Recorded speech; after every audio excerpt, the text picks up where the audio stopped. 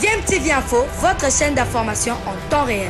La politique, la santé, le sport, les faits de société, la musique, les rumeurs et bien plus encore.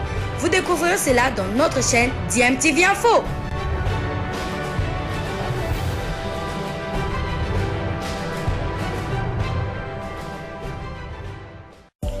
Vous êtes sur DMTV, bonjour ou bonsoir, tout dépend de l'heure à laquelle vous nous suivez. Tout plaisir est pour nous de vous retrouver, mais surtout de savoir que vous êtes nombreux en train de suivre votre chaîne YouTube DMTV. DMTV qui vous propose l'actualité, vous propose également des analyses et des réflexions sur des sujets d'actualité, sur des faits sociaux, tout simplement sur des réalités que nous observons ici chez nous en République démocratique du Congo. Donc, tout Bétanan Lusolo, il y a équipe, il y a Renaissance du Congo. Bonjour et bienvenue. Bonjour, merci beaucoup de nous avoir invités.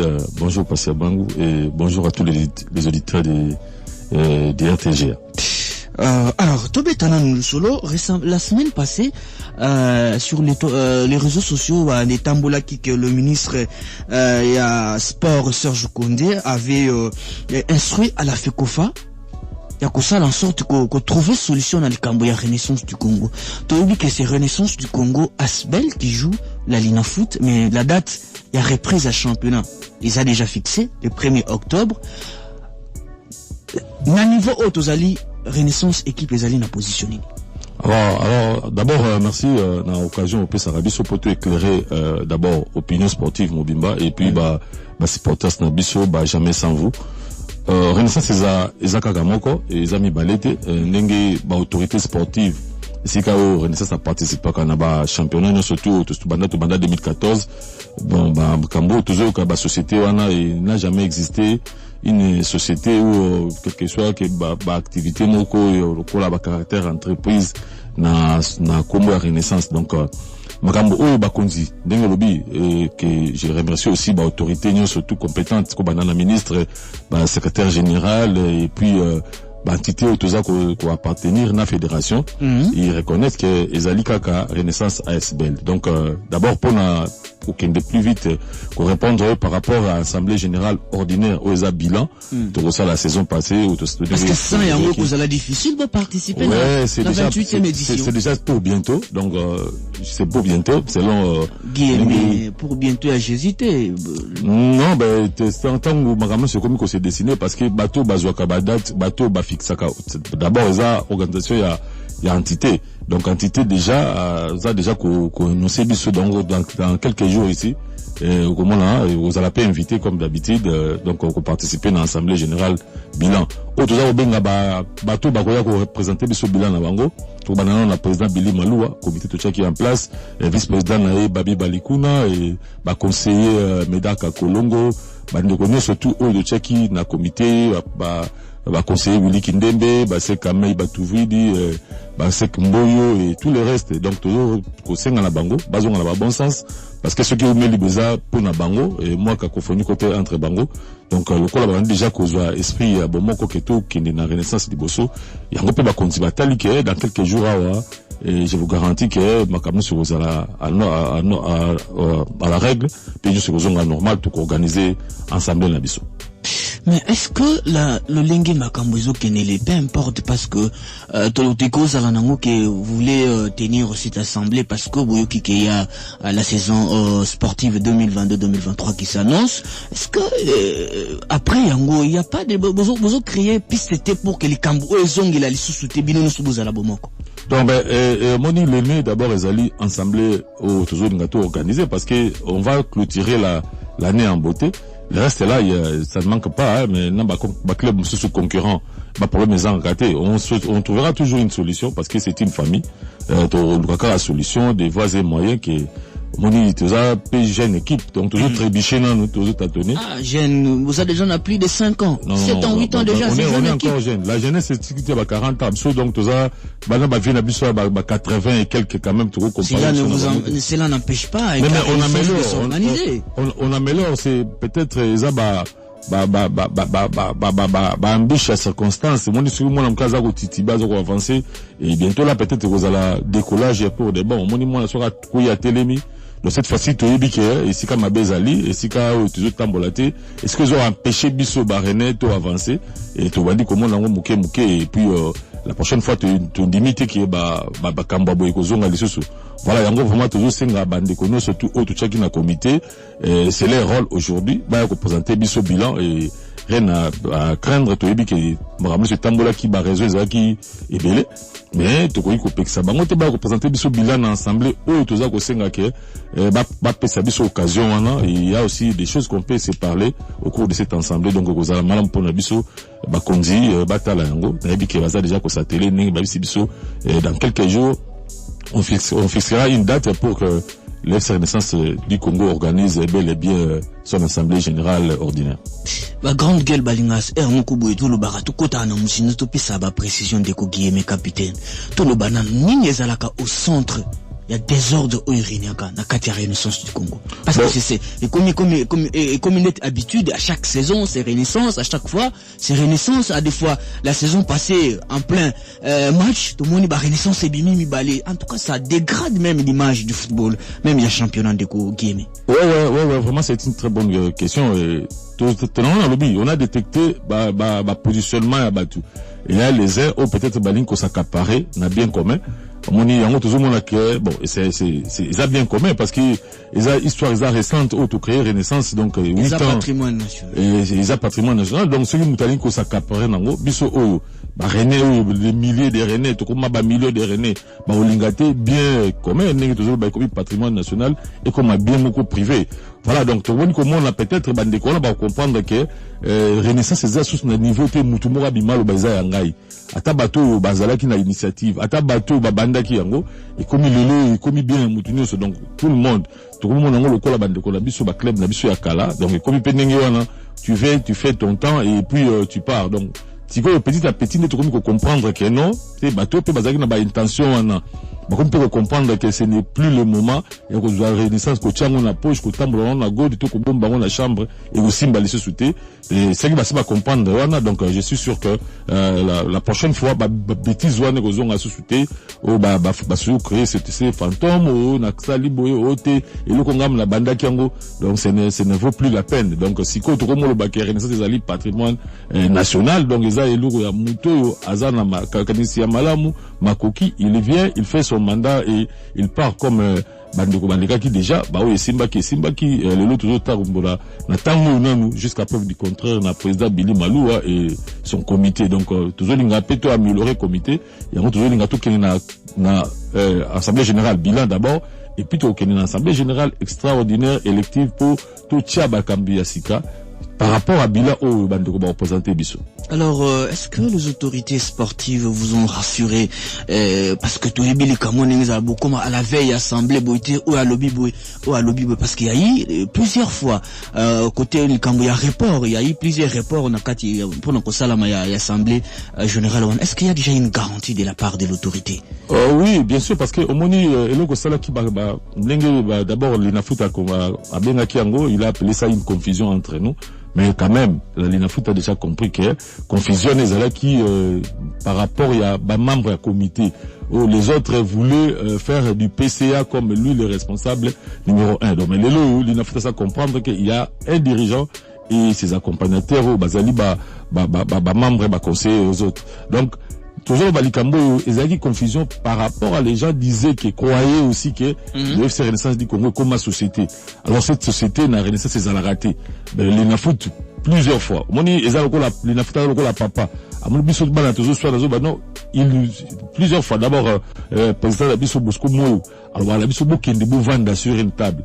Donc azo ba mle bokende ko bongisa pa lingi te za bokende ka bo vandi bongisi après ezongeli nango donc comme il a une habitude comme ça. Non mais à un moment yango l'INAFOOT biso proposition to lobaki l'INAFOOT a organisé ensemble parce que ça peine à RGS règlement général sportif et ça lobaki ceux qui besoin au Kanaté l'INAFOOT a convoqué ensemble on a ordinaire pour yemoko a organisé yango bino boyaka ko accompagner donc to ça la biso malamu yango toujours tenir toujours ferme que non ba comité na biso ba medaka kolongo ba to chaki bango ba ko présenter biso bila et kozala vraiment avec la gaieté neko le biwana ça va vraiment honorer notre club ba mingi ba mona rango keza club ba to bazaka mael était kolona mais nous voulons quand même démontrer à la face du monde que nous sommes capables d'organiser mieux notre club. Donc cette fois-ci tu dis que kozala vraiment avec beaucoup d'harmonie et sincérité. Il y a ceux qui l'ont fait à cette occasion, il trouvera qu'il y a des responsables qui ont compris que cette équipe ou ces clubs, ils ont sous, il y a moututé, ils ont individualité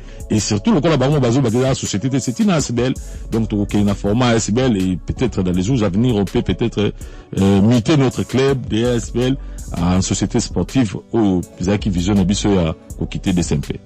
Merci beaucoup Ondeko to profiter pe bandeko ba grande gueule wa pesa ya bango au makanisi par rapport à thématique nabiso date ya reprise. C'est vrai qu'on a outu copier ça ba détail sur les autres clubs où ils allaient na ba kije bamsusu bazali en déplacement, les autres bazo bet interclub ya CAF et les championnats la date c'est le 1er octobre.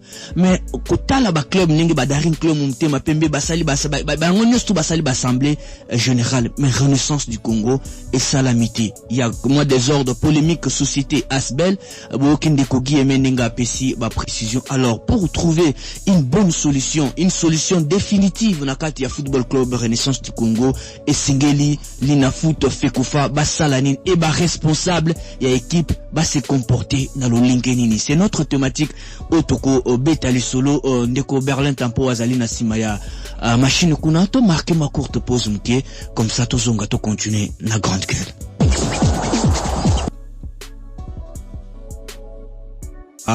Obengi biso api kombo nani malheureusement andi kwa ki 097 30 50 850. Bonjour ndeko bengi biso api kombo nani. Mbote ndeko patient bangu. Mbote ndeko. Mbote tuna ndeko afido azawa na pomwe kimi. Guillemé capitaine. Oui, mbote na ndeko Guillemé. Mbote na ndeko. Oui, ezabongo mona mboka ndeko Charlie Ndongala. En tout cas, ndeko Guillemé quand même merci na courage yo la tsimo za fibo. Ata fibo yango to ve batuni muzolo botuna na bandina noir eta uzana fibo el ni na tilotiko fibo de Kinshasa pour Renaissance fibo du Congo pour na moi minito confusion. Oh le la Renaissance du Congo ndeko Charlie. Ok ndeko patient ba en tout cas Renaissance au biso to yebaka faleza lela benza yango to bazo petsa image. Tout le monde est en préparation.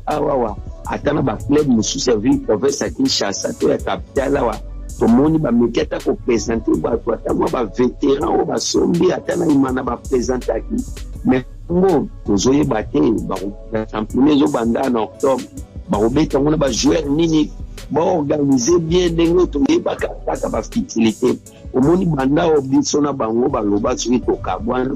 Si les lots au monde à bango bazo ça les lots et à malonga il y a mon habitude de senga na bango ba organiser bien c'est là que biso ta moi fier tout monde gata mon pepe wana ba yaki na mona 2014 tango ba mi pesi kaka na système ya kowe la bambongo to moni fibo ti les lots et lots côté so que 10 ans ngo ti neva bazo ken banda bazo coupe du Congo ba meka ko beta compétition africaine biloko na nyonso tango bazo régionnaire tango basala assemblée. Et nous en tout cas, bon organiser ta saison, tout le monde a fait beau évoluer. Merci.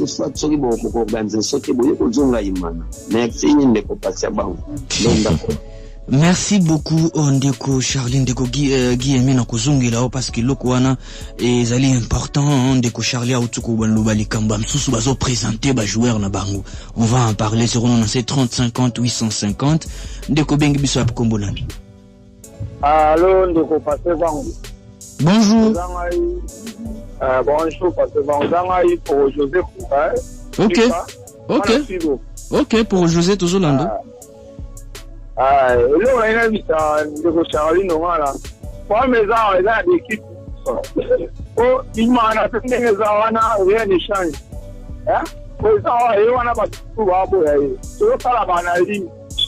C'est pas la voie qui fait Renaissance. On est avec club. Il y a ça avec club.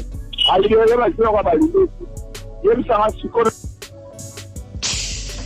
Malheureusement, Ndekwakei, nalingi na porter moi à Kochama précopé sa ma précision. C'est ce que j'avais constaté aussi hier. À des fois, ceux qui toujours lobby la thématique, tous à la kanakati la thématique, tu ne peux pas appeler au benga pour répondre au mutalobi. Donc, yo koti au pesi a yo contribution analyser, au pesi proposition na yo. Donc, et que vous allez loko ya malamu, on a place que na 4 appels, et que vous allez loko ya malamu, vous allez n'allez public 097 30 50 850, Ndeko, Obengi Biso Apo Kombonani. Allô, Ndeko. Bonjour. Bonjour, Ndeko, on a bien mis dans la chauffeur, pour Dani. Ok, pour Dani, toujours l'ando. Naza, besoin tout, il y a un type de mission sur la mission facile. Au club na biso to bana biso munda to pesa ba chambo matisel ko lai banano pe ki tambo libanga soki na to club na club na biso et ça la biso muté ma passe biso la premier supporter to de quoi accueillir 097 30 50 850 Ndeko Bengi Biso Apo Kombonani. Allô? Oui, allô Ndeko Patient Bank. Bonjour. Ouais. Mbote mingi, mbote pe na Ndeko na biso Renaissance wana. Mbote. Na PC pe mbote be. RM. Na nino lo babo Ndeko Patient Bank. Pona Renaissance du Congo. On est Renaissance du Congo depuis bazo bala 2014 wana. Puisque mutu azalaki place wana bandai ko tia ba moyen na ye ba mbongo na ye et puis pe azalaki appuyer na batu misusu azalaki ya mwa likolo. Alors momona ki Renaissance wana ekoma ki bongo. Mais bango ba ko tia posa ya mbongo. Eloko nini mutu soko le bike note équipe zo na posa nango ke note ekende eko ma société. Moko boya yango pona nini? Ke bosimbele eloko moko kozala asbel ke note ne ke eloko za asbel te ba mbongo wana ekokota ba poche na biso na ba mbumu na biso na ba intérêt na biso. Or ce qui va le bien sa société donc eza intérêt général. Eza intérêt pour ba tunyo surtout ba bike note ekozala boye. Mais pour la limite mozo ko boya kwa wana. Pona yango wana ce qui bomoni ke note ekosimba te. Nous sommes fait au boy qui note net bon ça assemblée te. Ba to alina foot na fédération ba radier bino puisque nous ne pouvons même assis sur des autres. Donc quand c'est que notre besoin même Renaissance besoin na mupepasika. Or bon comment ko yandela bon mupepe ya kala o eleka kutu o kutu za kana monde te. Bozo ki sabi so soni makati. Donc tu ko la dabino que notre bosaka bambongo atono, ba tu ko lo ba ki notre bambongo na bino zaki déchiqueter, zaki a déchirer. Siko bokmono ko sabi so mo sangana bo sala bo moko pour ba tisuka ba sepela. Ende ko pasa bangu denge pe bokata ka ba tio ka tu pe sara bodite. Et c'est fait ça rappelle du sauter son délinquant pas mal le taquet Tumba. Ciao. Merci beaucoup Ndeko Rémi. On a dit que ebele bozali habitué ya grande gueule et singa katozala katoloba katozala kan espace public soko bengi et singa ka moi élégance moko boye na ba propos peut permettre que au blessé batu mususu te o bazali kula yango lobi mukula lobi mardi na kataki parce que tonalité wana ton bandaki ko utiliser wana c'était pas du tout malamu. J'espère que comprendre le message ndengezali ndekwazana singa au bengi biso wapi kombo onani. Allô? Ndeko Patient. Bonjour Ndeko. Mutuna ngeza ke dossier ya Renaissance société nationale na parquet et suka ndenge nini. Les grandes gueules. Ndeko Guillemé, to betanani to pesana no ba précision muke. Récemment ndengo auditeur a outu ko soulever le kambo ya parquet awa. Le président ba porta qui est plainte. Où en sommes-nous? Comme on compte justice na mambo ya football. Non, d'abord tu peux sa précision. Donc football na justice ordinaire ndenge ba loi na ba règlement ya sport eza ko senga esalakate. Donc il y aura pas modification ya règlement sportif ou loi sportive par rapport à une décision quelconque, il y a justice ordinaire autour de tribunal ordinaire parce qu'ils a déjà na ba texte nous na ba loi surtout il y a football. Donc oui, ezali kambo que papa na biso avec Pascal Mukuna akende kolobake équipe kombo Renaissance ezara et donc cela n'influencera jamais au ezali bongo ASBL parce que ceux qui to kolobali kambo ya ASBL ngako kozala dissous. Il y a des dissoutes, ceux qui ensemble moko général extraordinaire statutaire et salamaki nda aspect le kufa mais on les a likambo yo et là likambo baloba ki mingi pona likambo ya non. Donc une société ezoloba ezali ko bato bazana ASBL baza ko utiliser abusivement le nom FC Renaissance du Congo. Or FC Renaissance du Congo ezali ASBL oyo to créer yango et puis statut nango ezali notarié légalisé. Donc tout ça numéro F90 au justice a reconnaître que existence ya ASBL moko za ko fonctionner selon les normes judiciaires ya Congo.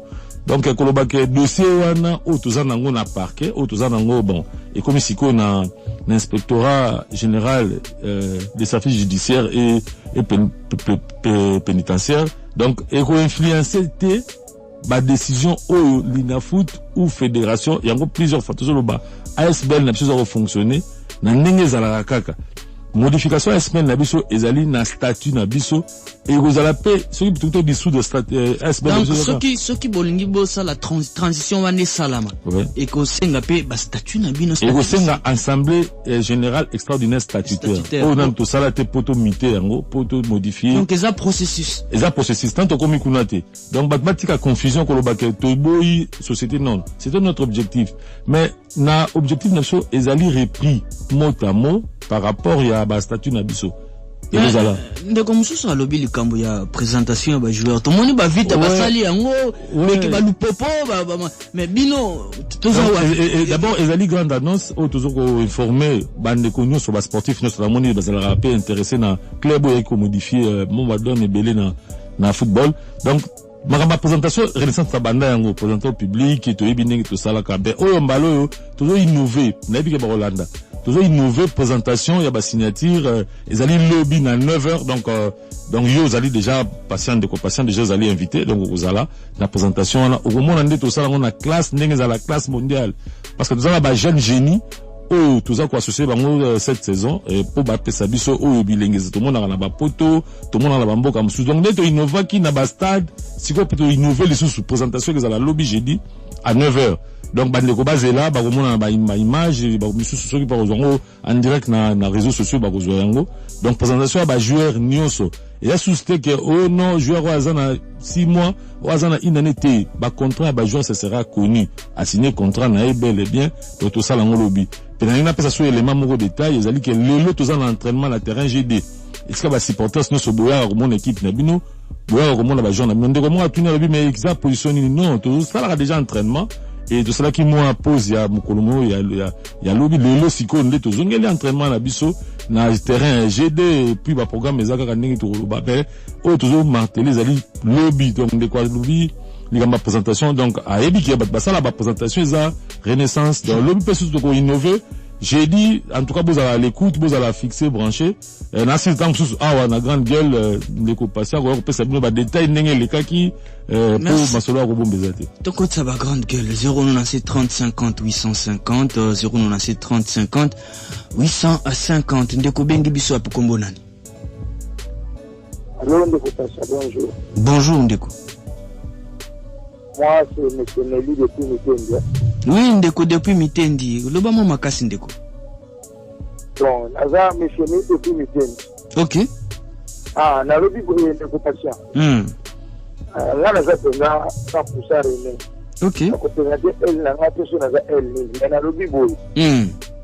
Renaissance a repris le championnat. Pourquoi? Parce que ceux qui est la Maloua et les côtés Asbel, elle lui a poussé à Moukouna, d'ailleurs sur la télé, comme a dit Renaissance, sur la forfait. Ceux qui est la société à Moukouna, côté la Maloua et Asbel Moukouna, sur la forfait. Donc, le côté de quand le forfait pour la nationalité, par la solution. On a ça la Moukouna, la solution. On a représenté elle, dans elle, en tout cas, ne faut pas se dire que ça ne se passe. Que nous, comme nous, nous participons à l'équipe. Et l'autre, on va changer les deux, elles, toujours, Canada. On a un bichot, Renaissance, on a terrain pour un match. Beaucoup de choses, on a mis dans l'eau. Souka, et bête à la moto. Ça, la moto, on a fait des compassions. La suite, on a monté, on a fait merci beaucoup Ondeko Mususu Akomi. Bonjour Passion Bango Ezali Mishak Lena mwana Renaissance babongisa kaka tozana posana yango. Merci beaucoup Ndeko. 097 30 50 850 Ndeko mboto bengi biso apikombo nani. Bonjour. Bonjour. ezali PDG pour la renaissance du Congo.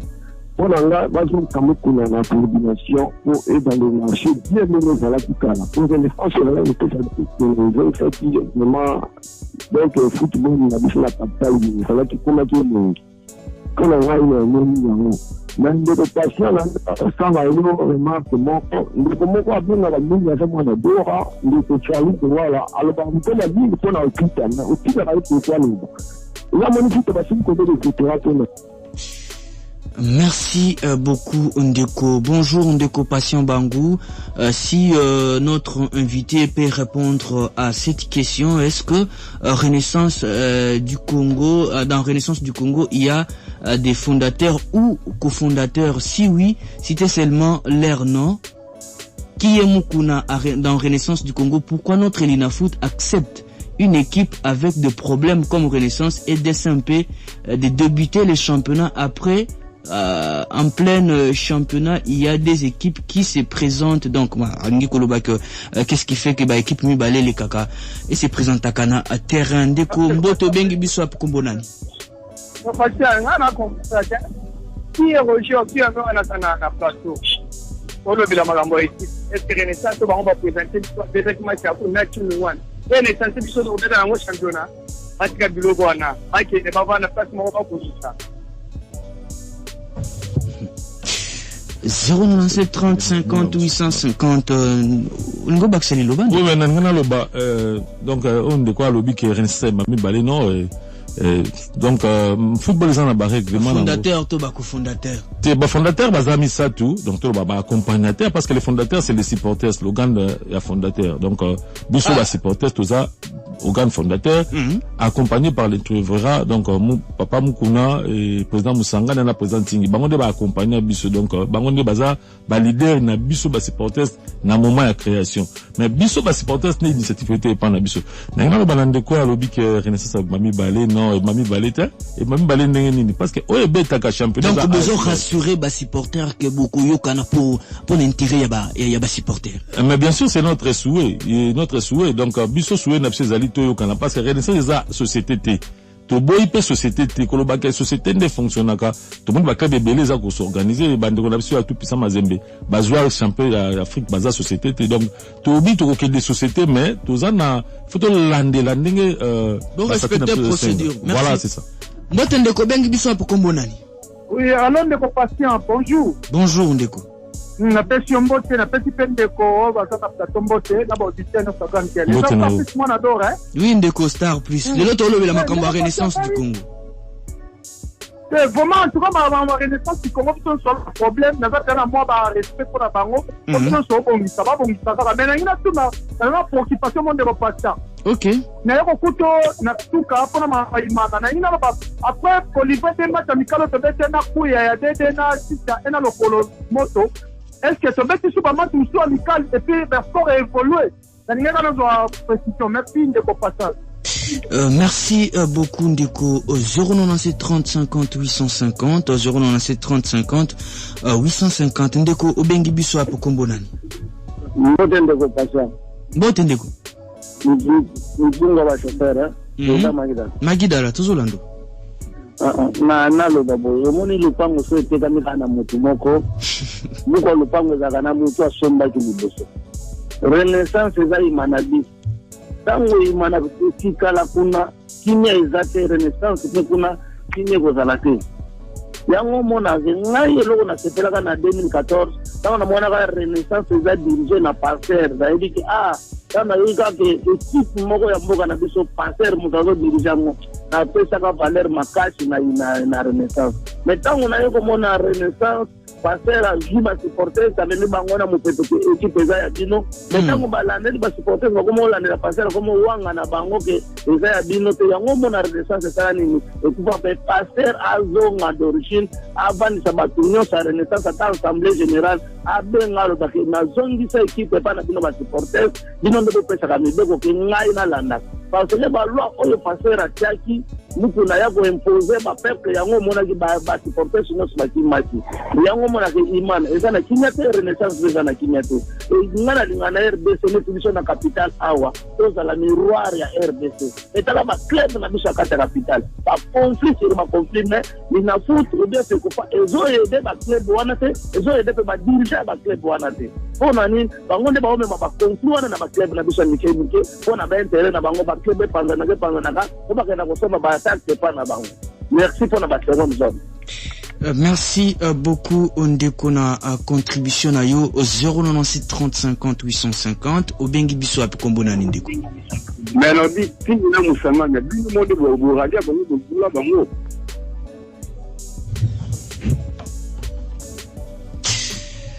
097 30 50 850 097 30 50 850 Ndeko na reconnaître déjà avoir au kota qui déjà et puis ozongi olingo le kanandenge ya silence mais c'est pas bien ilo kozali ko sala parce que ozali ko créer des ordres tika bande comme sous o nanu ba bengite ba pesa ya bango contribution Ndeko bengi biso api kombo nani. Allô Ndeko. Bonjour. Bonjour Ndeko.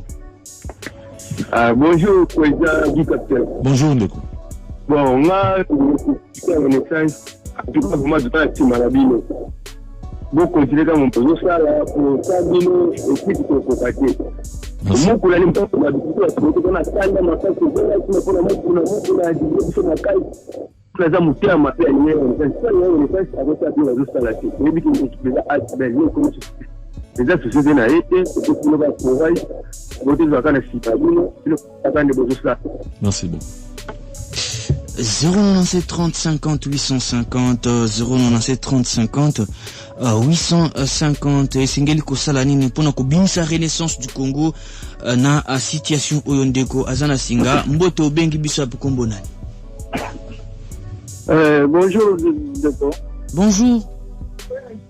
Bon, na bengi na kuna msala le président Petrus Soyan qui est paradis. OK. Bon. Pour le problème de la renaissance, la qualité totalité, le problème de la renaissance est bandit les notés.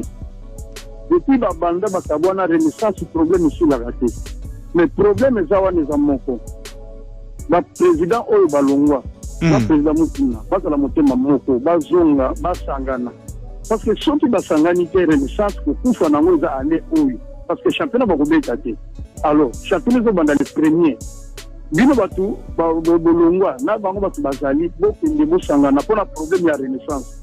Renaissance c'est équipe moko isaka ngwasuma awana Kinshasa.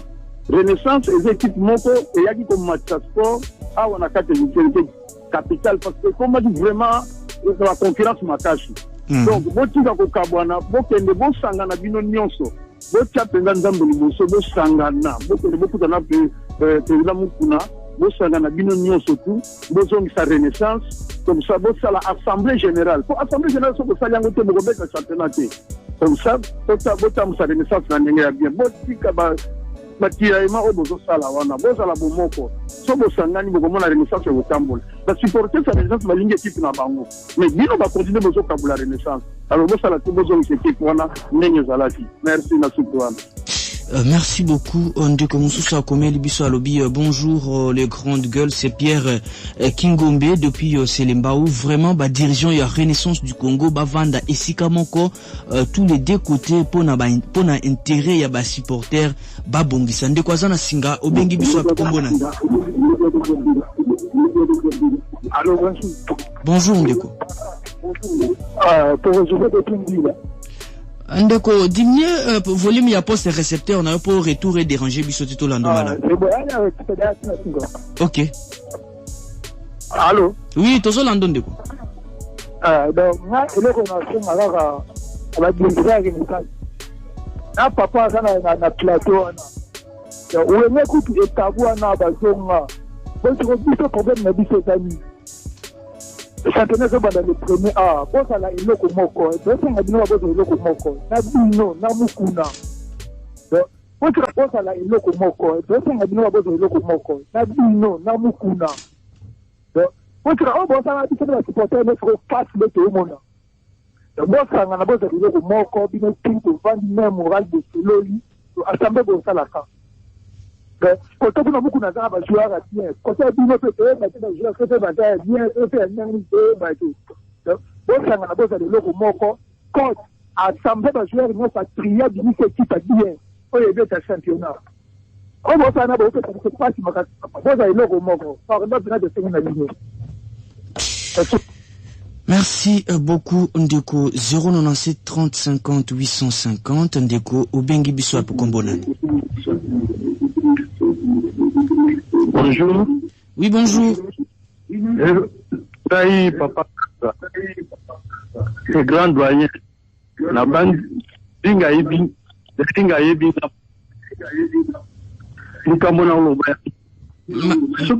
Malheureusement, connexion aux obimantré coupé, tozo kamala muté makambu, aux ali kuluba 097 30 50 Ndeko Bengi Biso pour Kombonani.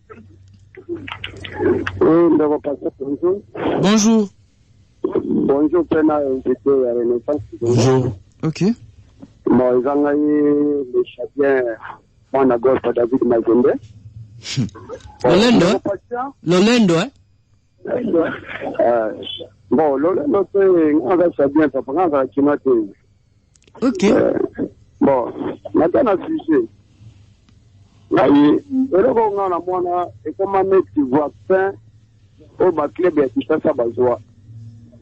Parce que tout le monde va faire Renaissance, c'est un bateau, bien pour la Renaissance, et pas la banque pour la bon. Bateau Renaissance, pas d'abord la Renaissance. Na papa avec Moutouna. Les patients. Bon, soit kaka, Renia effet beaucoup na kaka Renaissance du Congo. Beaucoup na ministre, joueur et belé. La grand joueur vraiment la Renaissance na Renia Moukouna. Yo ebisanga na départ ya papa évêque o bazongi sa président moko buyo ya zonga wana bon comme on a pété mystique puis le Renaissance ça binisa ta joueur ni ya yebani teno abini na Renaissance mais tant que papa évêque azala ki na Renaissance c'est ça binisa ba grand joueur ba Nicolas Kansa di ba Duma ba Jenson ba grand joueur vraiment na carte Renaissance na pona nga azomona bayokana na bango kaka mais bazala nderi tena effect ongai nasalaka na Renaissance muntu oyo akodirige Renaissance wana bien soki bayokani bien ezaka évêque Pascal parce que aza d'abord na amour ya club wana aza nango biso tomona yango aza nango parce que na rengi na ye tomona makambo ya Renaissance asala en tout cas malongwana na vaccin na bito soki na pesa bango vaccin wana ezali vita ou bien imana bango baza bana ngeke uto bi makalate parce que makambo matata mikolo wana bazonga boyo kana championnat zo banda kalate Renaissance na natali assemblée ko boko beta championnat ndimini en tout cas eza pas kina mawa pona ba club ya Kinshasa o tolembi yala bisaka bango bazwa vraiment amour volonté oyo basalaka le 30 jours na concert ya wenge bachango na baklub na bango bakende liboso tokana kini. Merci beaucoup Ndeko. Bonjour patient Bangu Ndeko Mususu akomeli biso tokomeka kotanga moi ba message pour esalaka eloko malamu avant que Ndeko Guillemé à répondre. Bonjour patient Bangu yebisa bana fibo ba bongisa kaka ba longwaki na dora pona ba désordre juresse moi na dora Ndeko Guy capitaine. Oui, merci beaucoup. D'abord, on a précisé le romoko. Pascal Mukuna, Oazalaki, président Nabiso, alongwaka ye moko. Alongwaka ki na redirige soute. Donc, bato faut ba lo bati ka okansake, alongwaki sous pression. Donc, biso toza ba cadre équipe wana. Alongwaka ye moko, mutalongo la ka ete. Alongwaki na redirige sous équipe ete. Donc, ça vaut pas la peine de kolobake. Bonjour, ça avec Pascal Mukuna parce que mutalongo la ka ete. Deuxièmement, dans lobake, équipe Nabiso, ezali kaka ndenge tout le monde na famille makambo ezali tokobongisa entre nous mais précision ezali que équipe ezali nanu société T ezali ASBL ne tolobi selon les règles de l'art ezali qu'il faut que nous na ba norme na ba procédure mais lobby déjà toujours présenter équipe donc kolobake équipe ebimaki na na martyr to betaki na chikungu eza ba essayer donc na si bomona capitaine mukoko maya ité omona ki mo ba cadre o ya biso bazalaki te zaki ba équipe to za ko meka donc ko pola 1-0 na chikungu et lobité que équipe eza mabe ko kokate non ko minimiser ba ancien joueur na biso parce que to za na noya ba ancien joueur et les autres sous-placés ba rejoindre biso donc équipe eza ko sala ba entraînement bien toujours constituer une très bonne équipe au coach Pichuma Nzaza azako kamba donc koloba que renaissance to sangana oui c'est les souhaits à biso nyoso c'est d'abord les souhaits pe ya ba entité o bazako encadrer biso donc na ngaki vraiment passer message au que lelo na pourquoi déjà ba 15h to kutana na terrain GD et tika to kutana entraînement et ça les allez conclusion bala moko apo to komina suka to tika na 1 minute ouais na ebi yango na zo ba mais lobby beaucoup mona présentation ya ba joueur o peut-être na bon on a été vraiment encore une fois na ko remercier bande ko belé dans ma famille biologique, ma famille sportive et aussi ma famille professionnelle et ma famille aussi ecclésiastique parce que le mes anniversaire nanga. Joyeux anniversaire. Merci. La plupart ba souhaiter qu'il n'a pas fait en tout cas na Monique Nazali vraiment aimé, Nazali vraiment soutenu. Merci Nabino et na barené nyo sobo za la motema ko kita. Vraiment ba président sectionnaire nyo sobo ça la kande bozo ça la parce que Moussa les a bino le comité zate Moussa les a bino to contribuer to soutenir sous club na biso les autres tout le monde na wana pona ko ça ndé tout ça la donc ko na président na biso et ba supporter Willy Kindembe vraiment na ba section nyonso oyo vraiment ba yaka ko sangana pona soutenir club na bango vraiment merci na bino peto tikate o kinde ba supporter bazolela et le na biso to soutenir yango et puis ba kambinyoso toujours on a ba bon sentiment surtout na ba membre du comité besoin on a bon sentiment pour pouvoir présenter biso bilan pour que ba mon vraiment renaissance ces équipes moko ya bateau bazam boana pe baele donc objectif na biso tozong c'est vraiment merci beaucoup l'équipe Momba RTG na ko pesa biso occasion oyo et na esi que zamba la sukate to ko sous occasion ko lomususu o tozang moto leka en tout cas merci à tous. Merci beaucoup Guy Aimé capitaine je rappelle qu'Ozali coordonnateur na kati ya comité Funa na kati ya CNS voilà to bandaki ko beta lisolo ya renaissance du Congo. Merci na bino stubo landaki biso na nzela ya 88.